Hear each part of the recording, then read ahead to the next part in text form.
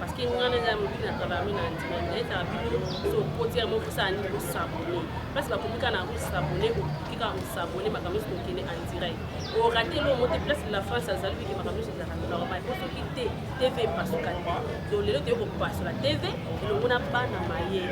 Tant qu'on a pas na maille, c'est maman sa maille les alliés. Et donc on a président Bradon. Moi na compte solution. Moi na compte attends. On a bien Fatima Bende. Voilà les mokonzi biso on va avoir boss de wana donc Tino papa Tino Kabala wana vice président na biso abi mwana poto mwana pembe abi mobala mbinga mwana poto na kimia ba mbite yepe makambo wana vice président na biso zana ye na kati ya bana na ye de bele ko bele ezali ko bele tanka ba chef ko tala ka bu le chef de ma bango basali ke so fana na katisika bo on a comment on ça to yeto ko wanga na tala ka sa asali sindu ma famille ya ma famille besani boti pe makaka c'est bébé le jour jango les 14 de zelaki yango dans les 14 on dit makaka dans les 14 ba pandinde teke ba pandinde teke donc première réunion na biso première réunion bana ko zela wana ya bana maye yango salé donc kimi na qui parce que moi qui les amis na kapela moi bika kapela ne zala ka bala muka na bango yango ni to ko qui et ko za ngo ko bata mais so tani ba ko mela ba ko se pela to ba préserve moi ba chapeau to se pe makasi vraiment to se pe ko meleza ko liezali yango wana ndo moni ki to makasi comme président a fait son congé le congé wana tombela ngo dia to fanti to peseli donc ya makasi ezali il faut to bien que ce ko mettre avocat na biso seda yene mutako ya ko lobela biso o do projet nini envie moko na moko o ba question ba posaki pona ba chef na biso o baza à partir à poto bango nde ce ko ba kopesa ba réponse na ngo lebi ki ba réponse na ngo ko ya yango wana nde mettre avocat na biso seda parce que yene na ki projet ya réunion na biso lelo yene mutu bazali ko zama réponse na ngo ba comme ezaki makelele yango moni ya komaki nyonso na ba question na ye yene ko présenter biso siko ba chef boyo kasi ko oyo yezo présenter biso poto kango ba ko zo section ba réponse na biso seda afula. Je dirais merci à Maman la France d'avoir donné la parole à s'adresser à groupe de Bissobala Marine par rapport à tout ce qui s'est passé dans la réunion. Donc, les campagnes pour ça, la récapitulation du fait que là où on était, il y avait beaucoup de pluie, sur la bonté, et on s'est mis à déplacer un peu pour réinformer tout ce qui s'est passé. Bon, notre ordre du jour à Réunion à Bissau, il y a le 14, 3e mois 2021, les Alaki, oui. Les Alaki, le premier point pour les Alaki, prière d'ouverture. Et ça, qui manque pas mon point à Adina la Bissau. Et puis, le deuxième point, pour ça, qui présentation de tout un chacun. La présentation, il y a maman, l'union, ce qu'il va faire partie de la Katakou. Je sais que la liste est tellement longue, je n'arrive pas à épeler tous les noms. Et troisième point, la présentation projet ONG Oyo, les deux présidents pour exposer dans le cadre du mouvement de la mouvement de ambiance WhatsApp, mais pour même on a ONG pour établir un projet d'avenir. Et c'est par raison et ils sont des orphelins. Il ne faut pas ça là. Projet la ONG est sous la orphelin, et sous la maman, et sous la République démocratique du Congo pour Baza Congolais. Donc, dans le 4e point, la mission de la structure du groupe, qui est présentée par notre cordon Sarkozy, a expliqué que la structure du groupe Togo Ménéla. C'est-à-dire, qu'est-ce que nous devons normalement parler dans Katagou et notre groupe Lobela dès Nakatagou a exposé par point de groupe. Groupe na biso WhatsApp, c'est un groupe qui a retiré ma photo vidéo sexualité. Groupe na biso WhatsApp, c'est un groupe qui a venir. Et du fait que tu transformé en ONG, tu dois taper pour légué moi mokie projet ya ONG na biso na kati ezalaki explication oyo tozalaki pas Sarkozy et puis atalisi biso importance ya groupe ayebisi biso wana eza lokola moyen ya communication de tout temps chacun ezalaki vraiment malamu mingi et na 4e position tolobelaki topesaki mot c'est-à-dire exposaki mot de tout un chacun de s'exprimer par rapport à l'idée à ONG parce que comme vous le savez eloko basangisaka baidée aille toujours de l'avant tolingaki te baprésident bayeba epose biso ONG loka baprésident baza modeste baza bato ya courtoisie balobaki na mwa kende zwela biso ide ya mokanda motu na président tia en propre tindela biso kotoyeba nini baokanisa par rapport ya ONG et na 4e point na biso torekoltaki baide ya bato nyonso balobaki bamama Natacha basalaki baintervention Sarkozy basalaki baintervention Bafondé basalaki baintervention donc il y avait des interventions pour tout le monde torekoltaki baintervention mpona et permettre na baprésident na biso bayeba nini bato bazoencadre bazokanisa mpona ONG na biso. Et puis, na 6e point, réservaki un appel vidéo, c'est-à-dire vidéoconférence pour le deux présidents, c'est-à-dire Tino Kabala, na président Badon, que j'ai salué en passant. Tu vas présenter qui biso, tu vas qui bango vidéo pour participer à la réunion. Tu vas quitter réunion ça d'une manière imposition, vous voyez lobby, parce que beaucoup de questions qui étaient posées sur la réunion, et va pour intéresser bango. Bango moko bazala mesure ya répondre na ba question oyo ko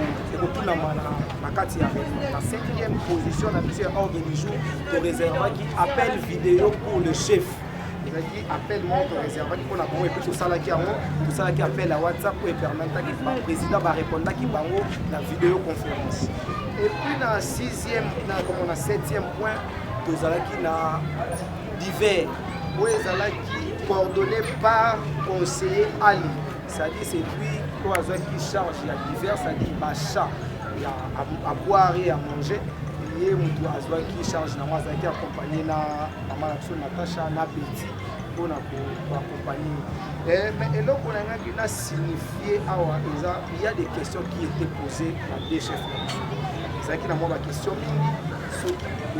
permettre de dans la question rapide. Voilà. Les qui na intervention il y a Sarkozy voilà qui président ONG c'est bien bon mais on ne peut pas marcher comme ça s'il n'y a pas l'amour et vous le savez aussi bien que ONG et Sengaka bon ça c'est la question de notre président na lingi bozwa tant na bino nyonso ya ko répondre na la question vous avez bien la question il y a diamant ou à azaki ping koto ya voilà abaki concept la vision eza nini donc ça dit tozo kanisa donc tozo kanisa na idée nini na ba valeur nini ko to ba ça to ko tshana kati ya groupe wana ezo rassurer ba membre nanu baza na groupe ba valeur na biso ezali parce que biso toza ko ba cofondateur bato ba bandeli biso nini oyo ba président bazo promettre biso lokola plan d'action ko ba promettre biso lokola plan d'action dans ONG donc ezaki ba question ya mama na biso diamant et puis tozalaki na question ya Monica oyo alobaki oui ONG c'est bien bon mais il faudrait d'abord nos présidents pas présenter biso lisusu plan d'action na bango ezalaki ndeti ndenge moko kaka na question ya mama na biso diamant et puis tozalaki na question ya Zaza alobaki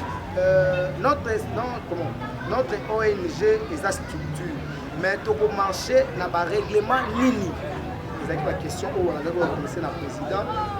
ezalaki sur na question ya bourgeois ya lobaki mingi te a féliciter ga idée alobi idée eza tellement bien ezalaki pe sur na question ya maman na biso Natacha alobi quel est notre objectif na biso eza nini na projet oyo ba président ko expliquer biso to mona ba ONG banda et bandi ONG mais tozoyi ba ONG oza pona biso mo ba membre bona batani banda bona ba action ndeti okemita bato na ba prison bona ba action okemita la ba orphelin de ba président lobaki ke no bango baza ba orphelin ba soutenir ba orphelin maman na biso Natacha na besoin yeba vraiment ONN objectif eza nini objectif yango eza nini to suka nango to makanisi na bino vraiment eza nini président bino quand bopé sa réponse du fait que tozalaki na no belé te nombre bazalaki ba assistaki na réunion ba intervention na bango yango wana vous avez tout le temps pour étudier des questions qui a été posées pour vous répondre bango nalingaki te malgré auto solo na bino nalingaki te na répondre à ma place là vous êtes des intellectuels pour éviter beaucoup de ça la réponse pour évoluer dans la structure. C'est ce que je peux vous dire. Merci.